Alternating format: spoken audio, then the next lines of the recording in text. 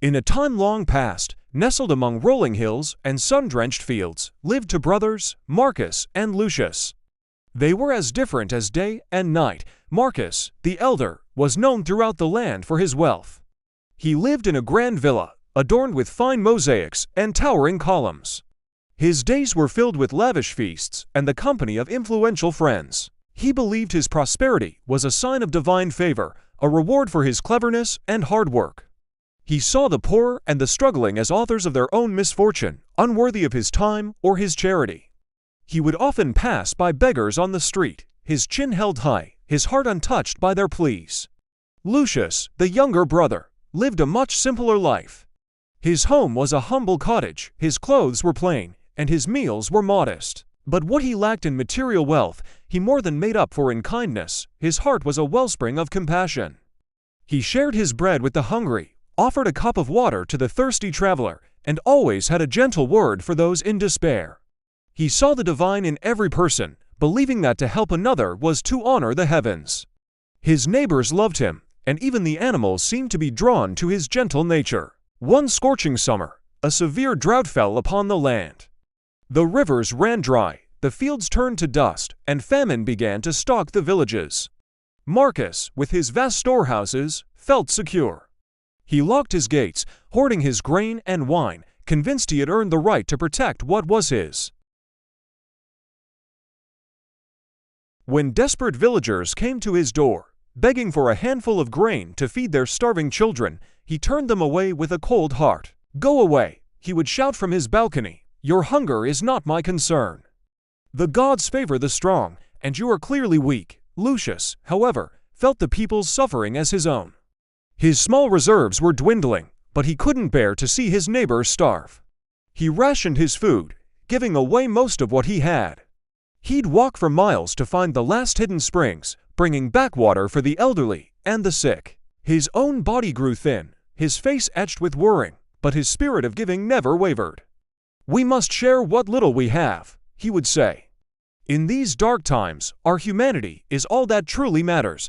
As the days turned into weeks, the famine tightened its grip. One evening, a frail old man, his clothes little more than rags and his body bent with age and hunger, stumbled into the village. He first approached Marcus's grand villa. The guards, on Marcus's orders, shoved him away. "The master sees no one," they snarled. The old man, weak and trembling, collapsed near the gates, but no one from the villa offered him even a glance. Later that night, the old man managed to drag himself to Lucius's humble cottage. He knocked weakly on the door. Lucius, despite his own exhaustion, opened it immediately. Seeing the old man's condition, he brought him inside without a second thought.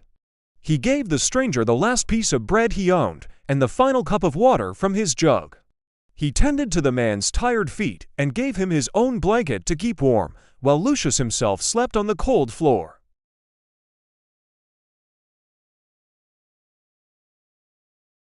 The old man was gone. In his place stood a celestial being, radiating a light so pure and powerful it was almost blinding. The being's voice was like the sound of 1,000 harmonious bells. "Lucius," it said, its voice filled with warmth, "I am a messenger from the heavens, sent to walk among you in disguise, to see the true nature of men's hearts." The messenger continued, "Heaven does not judge by the gold in your vault or the size of your estate. It judges by the compassion in your soul. It measures the kindness you show to others, especially those who have nothing to offer in return. You, who gave your last morsel of food and your only blanket to a stranger, have shown the true measure of a noble spirit." Suddenly, the ground trembled. The messenger raised a hand, and from the dry earth outside Lucius's cottage, a spring of crystal clear water burst forth, flowing into a new, vibrant river. The barren fields around his home turned a lush green, laden with ripe crops. His small cottage was filled with an abundance of food, enough to feed the entire village for a year. The messenger then turned its gaze toward Marcus's villa. "As for your brother," the being said, its voice now resonating with solemn power, "he who hoarded his wealth and turned a deaf ear to the cries of the suffering, he has built his life on a foundation of selfishness. His heart is a barren field, and so his world shall become." At that moment, a great storm, dark and furious, gathered directly over Marcus's estate.